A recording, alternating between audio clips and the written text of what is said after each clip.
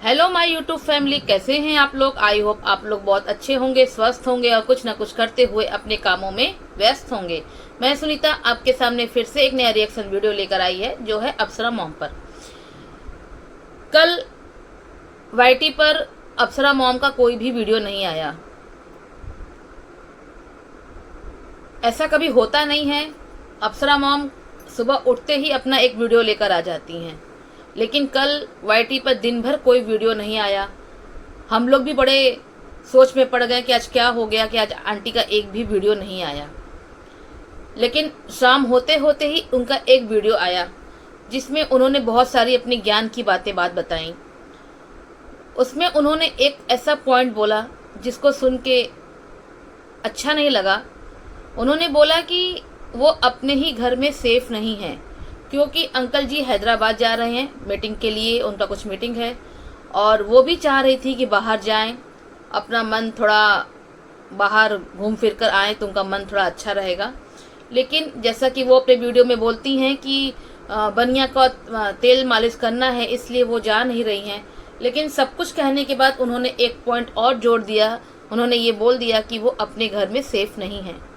तो मैं यहाँ आंटी जी से पूछना चाहूँगी कि आप अपने ही घर में सेफ क्यों नहीं हैं? क्या आपका बेटा, आपका बहू आपको मारने पर तुले हुए हैं, या आपको बदनाम करके घर से बाहर निकाल के रख देंगे? मतलब कुछ भी बोल देना है। क्या आपका यही संस्कार है? क्या आपको अपने दिए हुए संस्कार पे इतना भी भरोसा नहीं है कि आपके बच्चे आपके साथ क्या कर सकते हैं और किस नीचे हद तक आ सकते हैं? मतलब कुछ भी किसी को बदनाम करना है तो आप कुछ भी बोल सकती हैं। जैसा कि आपने अपने वीडियो में दिखाया कि आप अपने बड़े बेटे को छोड़ने गई हैं, लेकिन थंबनेल में लगा दिया कि आप अपने बड़े बेटे के साथ उसके रिंग एनिवर्सरी में अंबाला जा रही हैं। अगर हमको तकलीफ मिला है ना, तो हम सोचते हैं कि हमारे आने वाली जनरेशन को तकलीफ ना मिले। जैसा कि आप अपने वीडियो में बोलती हैं कि आपका जब बेबी हुआ था तो आपकी सासू माँ आपको 6 दिन पे ही छोड़ के चली गई थी। तो आपको तो पता है ना कि अकेले बच्चे को संभालना, खुद को संभालना डिलीवरी के बाद कितना मुश्किल होता है। तो जो कुछ आप झेल चुकी हैं, तो आपको ऐसा नहीं लगता कि वही आपकी बहू भी झेल रही है? आपकी सास तो आपको छोड़ के, जैसा कि आप बोलती हैं कि चली गई थी 6 दिन के बाद, लेकिन रंजना की सास तो उसके पास है ना।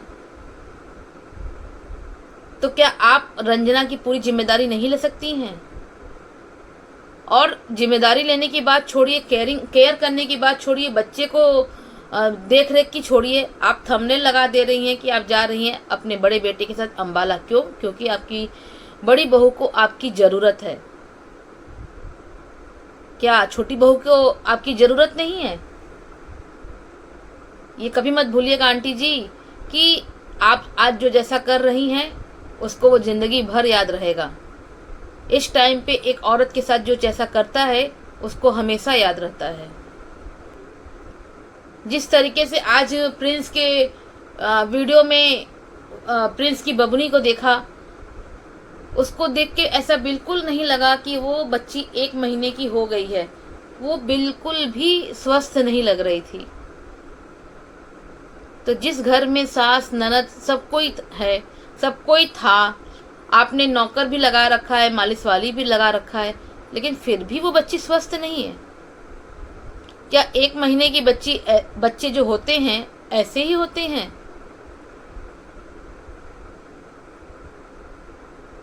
बच्चे तब मोटे होते हैं, बच्चे तब स्वस्थ होते हैं जब उनकी अच्छी से सेवा की जाती है, जब उनको दिन में 8-10 बार तेल लगता है, उनको अच्छे से टाइम टू टाइम उसको दूध दिया जाता है, और भी बहुत कुछ ऐसे चीज़ होती हैं जो हम लोग की मम्मी हम लोग को घस के देकर बच्चे को पिलाती थी।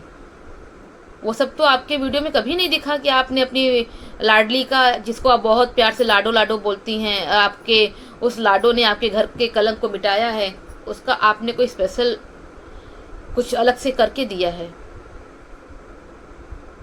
अब मैं बात करूंगी आपके बड़े बेटे की ही।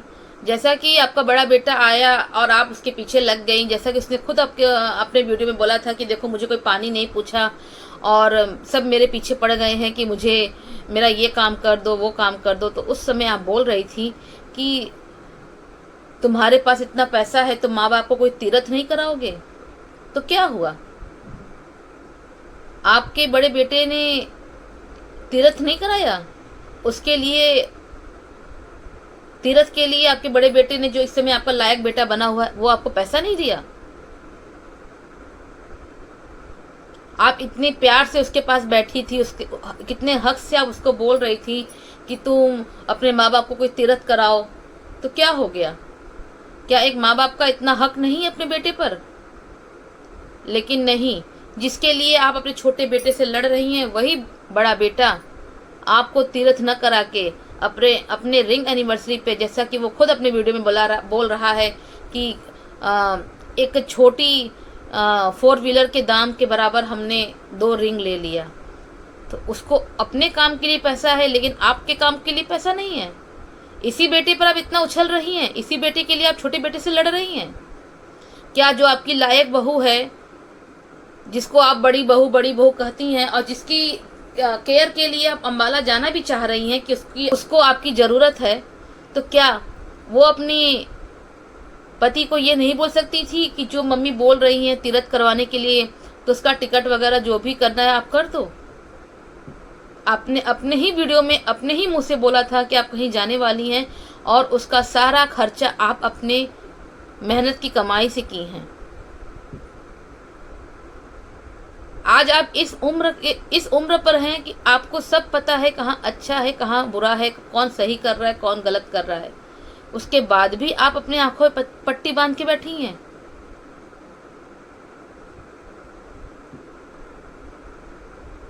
अब मैं बात करूंगी फेस रिवील की। जब आपके छोटे बेटे ने बोला कि कल मैं फेस रिवील करूंगा पापा के साथ, तो अंकल जी को हैदराबाद जाना बहुत ज़रूरी हो गया था, क्योंकि जैसा कि आप बोलती हैं जहाँ मैं हूँ वहीं पापा हैं। तो जब प्रिंस फेस रिवील करने के लिए अपने पापा को अपने साथ में बैठाता तो आप भी बैठती, लेकिन आप तो बैठेंगी नहीं, क्योंकि आपको बुरा लगा है, क्योंकि आपने बोला था कि भैया आया था तो तूने फेस रिवील क्यों नहीं किया। तो आप तो इस बात पे बैठेंगी नहीं कि जब उस टाइम पे तूने फेस रिवील नहीं किया तो मैं आज क्यों बैठूं।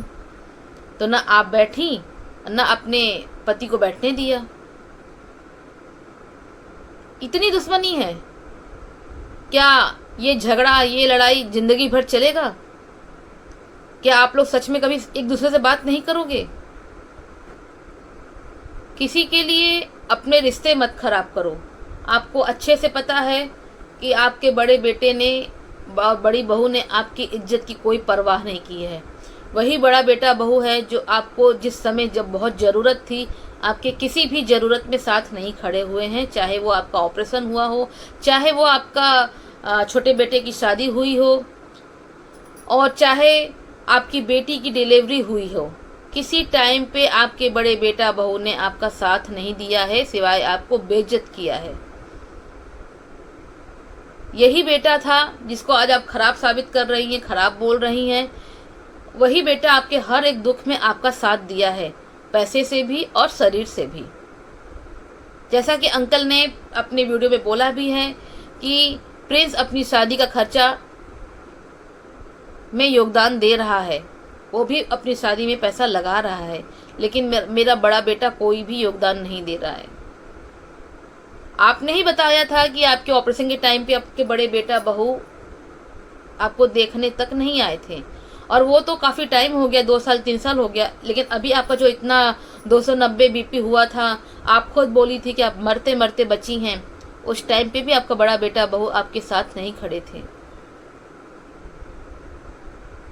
तो आप जानती हो, अच्छे से जानती, एक माँ से बढ़ के कोई नहीं जानता कि उसका कौन सा बेटा किस लायक का है, उसका कौन सा बेटा उसके हर एक दुख में साथ देगा नहीं देगा, वो एक माँ से अच्छा कोई नहीं जानता। तो जब आपको सब कुछ पता है तो आज ये सब नाटक?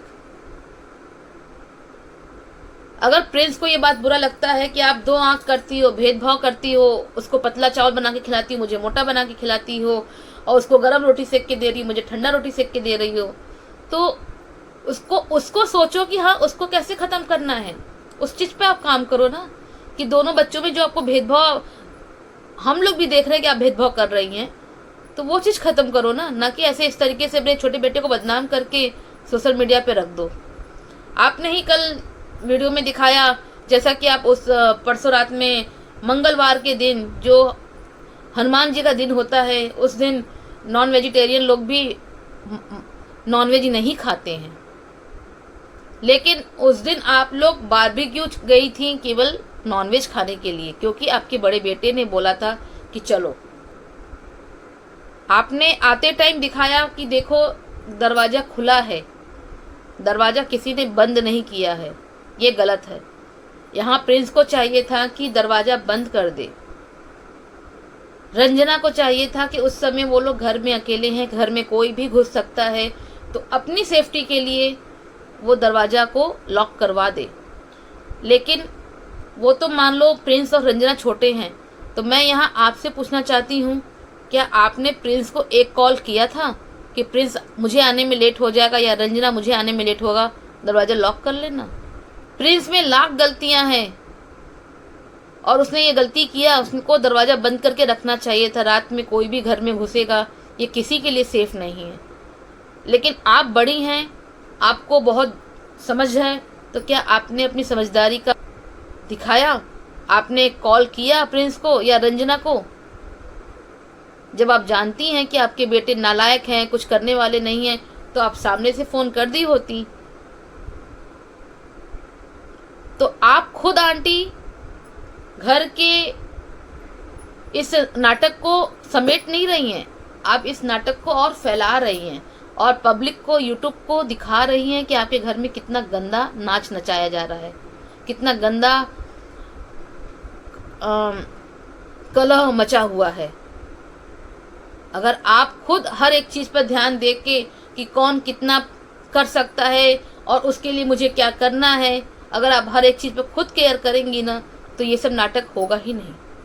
एक टाइम था कि आप छोटे को अच्छा बोल रही थी तो बड़ा आपके लिए ख़राब था, और आज एक टाइम है कि आप बड़े को अच्छा बोल रही हैं तो छोटा ख़राब है। तो इस भेदभाव को ख़त्म कीजिए। आपके ही दोनों बेटे हैं, आपके ही दोनों हाथ हैं, आपके ही दोनों आँख हैं। दोनों हाथ को, दोनों आँख को एक समान करिए, एक समान तरीके से देखिए। आप खुद बोलती हैं कि एक बेटा अमीर होता है तो एक बेटा गरीब होता है। भाई को भाई से मिल के रहना चाहिए। तो आप भी तो पहले अपने दोनों बेटे में समानता दिखाओ, तब तो आप भाई को मिलने का और एक का रखने का आप कुछ बोल सकती हो। रंजना और उस बच्ची को देख के बिल्कुल नहीं लग रहा है कि रंजना की अभी डिलीवरी हुई है और वो बच्ची अभी 1 महीने की हुई है। उन दोनों को देख के साफ ऐसा लग रहा है कि उन दोनों पर बिल्कुल भी ध्यान नहीं दिया गया है। हम बच्चा होता है और जब वो 1.25 महीने के बाद उनका शरीर देखने को रहता है कि वो कितनी स्वस्थ, कितनी हेल्दी और कितने अच्छे से उनका केयर किया गया है, वैसा देखने को मिलता है। वो जो बच्चा होता है वो भी 40 दिन के बाद, 1 महीने के बाद वो बच्चा भी काफ़ी हेल्दी, स्वस्थ हो जाता है। लेकिन इस बच्ची को देख के दिल से ऐसा निकला कि अरे इसका तो बिल्कुल भी केयर नहीं हुआ है, वो जैसे पहले दिन थी वैसे ही आज है। तो एक सास के रहते हुए उसकी बहू और उसकी पोती का ये हाल कहीं से देखने लायक नहीं है। समय रहते अपनी बहू को, अपनी पोती को केयर कीजिए, नहीं तो कल यही रंजना जब आपको उसकी ज़रूरत पड़ेगी तो वो आपके पास नहीं रहेगी। तो ये रहा मेरा आज का वीडियो। पसंद आए तो लाइक कीजिए, शेयर कीजिए और सब्सक्राइब कीजिए। फिर मिलते हैं नेक्स्ट वीडियो में। Bye bye.